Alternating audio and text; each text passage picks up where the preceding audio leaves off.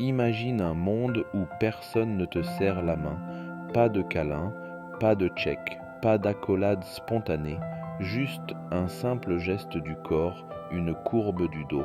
Au Japon, ce n'est pas un manque de chaleur, c'est une forme de respect, une distance choisie. Et cette distance, tu la retrouves partout, même dans l'amitié. Contrairement à ce qu'on connaît en Occident, l'amitié au Japon ne se déclare pas, elle ne s'impose pas, elle se construit lentement par des gestes discrets, par des silences partagés. Un Japonais ne te dira presque jamais tu es mon ami, il t'écoutera en silence, il marchera avec toi, il se souviendra de ton plat préféré, et un jour sans rien dire, tu comprendras que tout fait partie de son cercle. L'amitié au Japon n'est pas un mot, c'est une preuve donnée au fil du temps, le Japon. Un lieu où les tours de verre murmurent au toit courbé des sanctuaires, où un robot peut te servir un café à 2 pas d'un sanctuaire vieux de 1000 ans.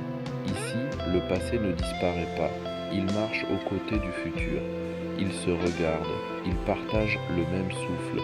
La tradition n'est pas un souvenir, elle est vivante. Et la modernité ne s'impose pas, elle se compose avec le passé. On dit souvent que les Japonais n'ont pas le temps de vivre. Des trains pleins à craquer à l'aube, surcharge de travail, des silences suspendus dans la foule. Et pourtant, dans un coin d'un parc, quelqu'un s'arrête pour contempler une fleur de cerisier. Dans une ruelle, un artisan polit encore son couteau à la main comme il le fait depuis 40 ans. Le Japon est un paradoxe.